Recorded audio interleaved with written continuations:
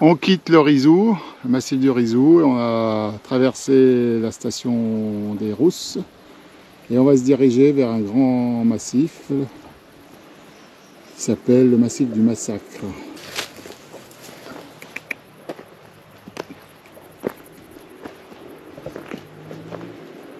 En face de nous, c'est le massif du Rizou. On voit le lac des Rousses. Et là, on est sur l'avant-dernière crête, sur le massif du Massacre, qu'on va traverser maintenant.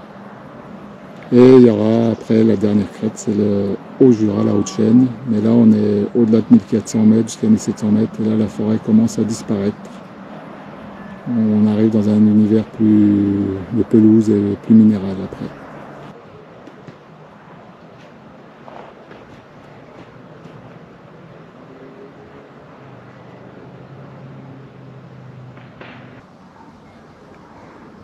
Un étage subalpin, donc c'est un peu différent du massif précédent, le massif du Rizou. On est un peu plus haut et les peuplements sont un peu plus clairs. Voilà, d'ailleurs sur ce massif, là devant nous on voit un télésiège. On fait du ski alpin. Voilà, on retrouve les semis d'épicéas. Car là aussi c'est l'épicéa sur ce massif qui est recherché par les forestiers.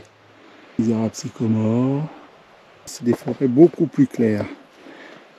On a gagné par rapport au Rizou 100-200 mètres d'altitude.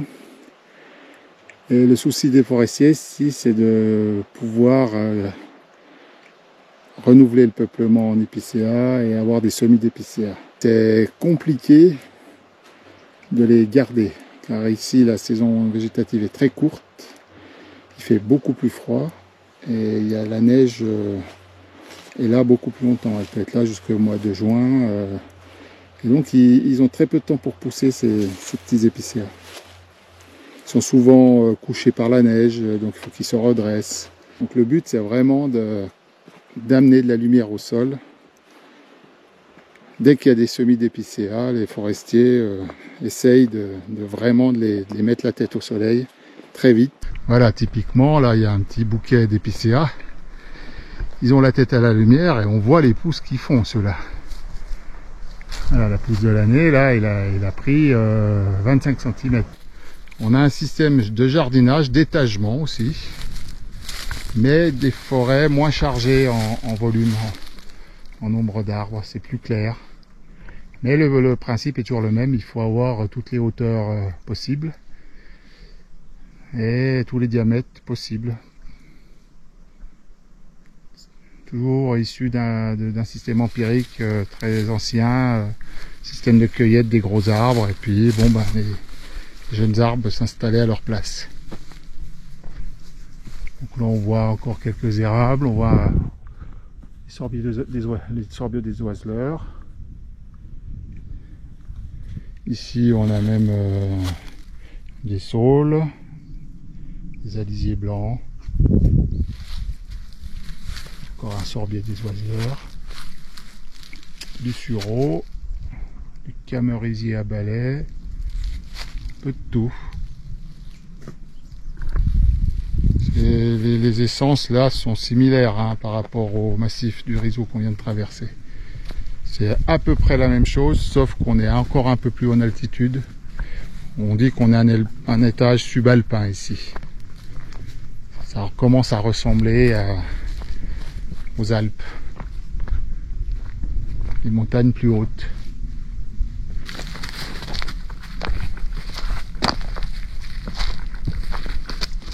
Là c'est un peu plus clair, il y a moins d'épicéa en nombre et en volume, donc les feuillus peuvent se permettre de pousser un peu.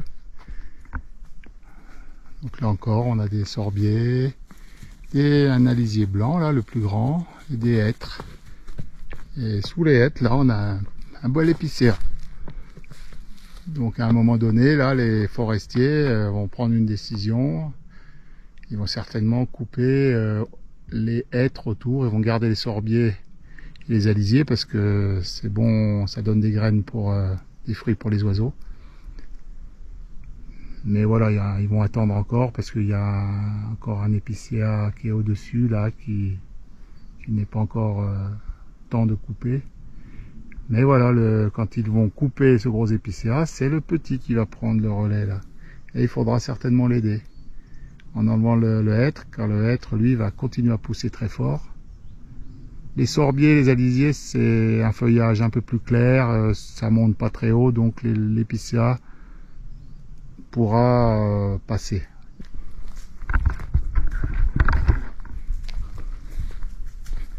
Alors j'avais pas encore vu trop d'épicéas scolytés, mais on en voit un au loin là-bas qui est tout sec. Alors c'est beaucoup moins fort quand même que plus bas dans le Jura. Là on est quand même en tourne à 1300 mètres d'altitude, 2400 mètres. Donc les scolytes ont quand même moins la partie facile. Là on voit qu'il y a une pâture au milieu de la forêt.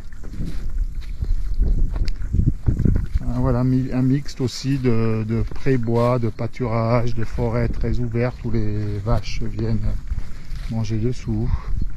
Et on retrouve après la forêt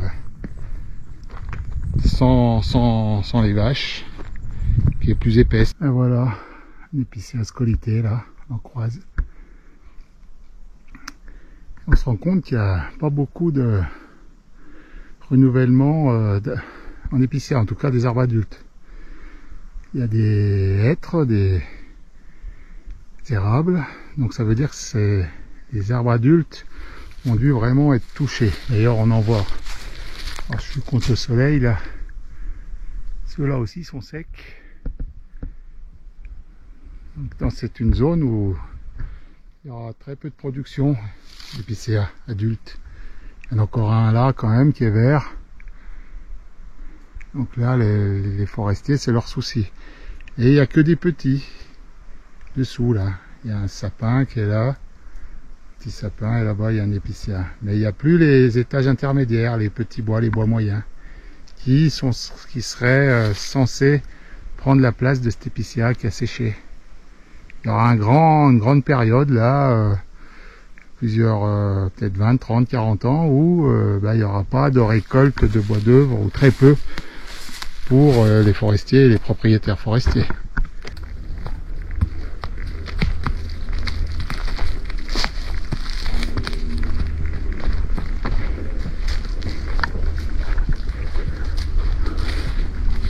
Je reviens un peu sur les hêtres. Donc là, c'est comme dans le massif précédent, les hêtres ici sont des hêtres d'altitude, c'est des essences d'accompagnement, c'est des bois qui sont trop nerveux, ils poussent trop doucement pour faire du bois d'œuvre. Le hêtre, il faut des pousses très fortes tous les ans pour avoir des cernes larges pour obtenir du bon bois d'œuvre. Donc le hêtre ici, c'est du bois de chauffage. C'est pour ça que les forestiers sont beaucoup moins intéressés par cette essence que par l'épicéa, qui lui est un très bon bois d'œuvre et de qualité ici à cette altitude. Là, les sapins, il y en a beaucoup moins aussi. On commence à être haut. Voilà, là, on voit plein de petits hêtres. Et là, des épicéas petits qui ont été dégagés par les forestiers. Voilà, ils leur ont mis la tête au soleil pour qu'ils puissent pousser pendant les quelques années qui vont passer là, jusqu'à ce que les hêtres vont à nouveau les doubler. Et les forestiers devront à nouveau revenir pour couper les hêtres qui sont autour d'eux et qui continuent à pousser. Et ceci jusqu'à ce qu'ils soient comme celui-là, cet épicéa-là. Voilà, là, il est sauvé celui-là. Il n'a plus qu'à pousser, en espérant qu'il ne lui arrivera rien, qu'il ne sera pas attaqué par les insectes, qu'il ne séchera pas. Et que dans 200 ans, ça donnera un très bel épicéa comme celui-là. Là encore, on est dans des temps très longs.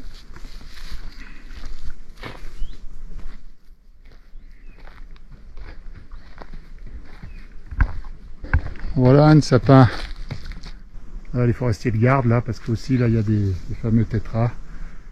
Et c'est des arbres nourriciers, on appelle ça l'hiver, ils se nourrissent de leurs aiguilles. Donc c'est bien qu'il y en ait quelques-uns. On arrive sur un endroit du massif où on perçoit la forêt très très claire. Je pense que bon, elle est habituellement claire, mais là il y a dû y avoir de gros dégâts sanitaires. Il y a très très peu d'arbres adultes. Une strate supérieure d'arbres très très clairs, donc plein de feuillus qui repoussent dessous, érables, hêtres. Et on voit les petits épicéas, beaucoup plus petits, car ils poussent beaucoup moins vite que les feuillus.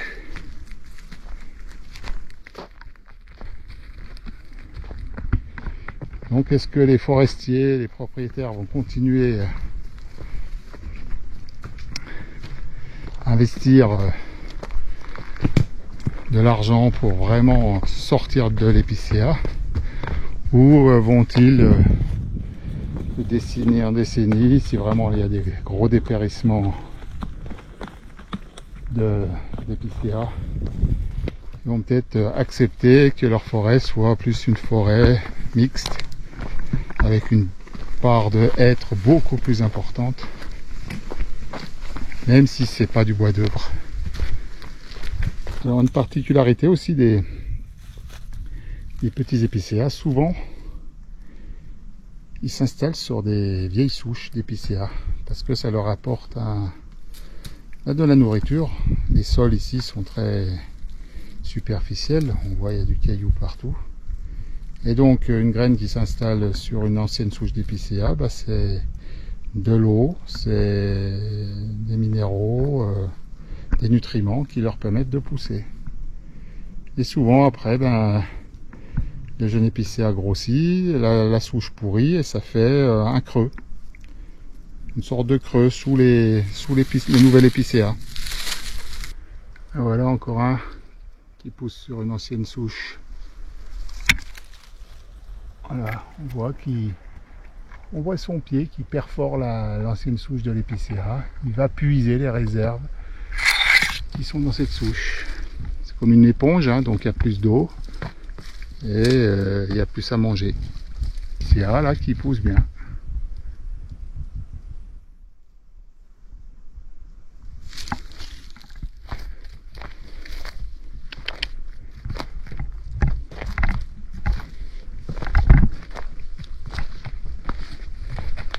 Une spécificité aussi des épicéas d'altitude et d'ici, c'est qu'ils forment des excroissances.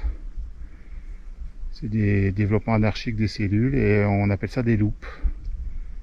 Donc il y a des sculpteurs sur bois qui utilisent ces loupes. Ça peut devenir très gros, ça peut faire des grosseurs d'1 mètre de diamètre. Et ça donne des dessins très particuliers, très beaux quand on les scie, quand on les creuse ou quand on les creuse à la gouge avec un tour à bois. On fait des bols, des assiettes, des plats.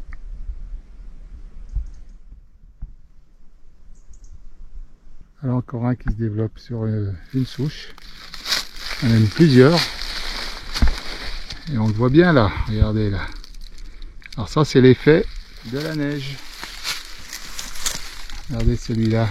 Ça c'est un épicéa qui est poussé sur cette souche. Il fait l'arc de cercle. Hop, et il remonte. C'est l'effet de la neige, ça. Il les couche. Quand la neige fond, et ils se redressent et repartent à la verticale. Mais ils se sont quand même arc-boutés. Ils se sont cintrés. Comme le petit là. Donc c'est de l'acharnement à survivre. La vie est dure ici pour les arbres. Mais ils ont développé des stratégies pour s'en sortir.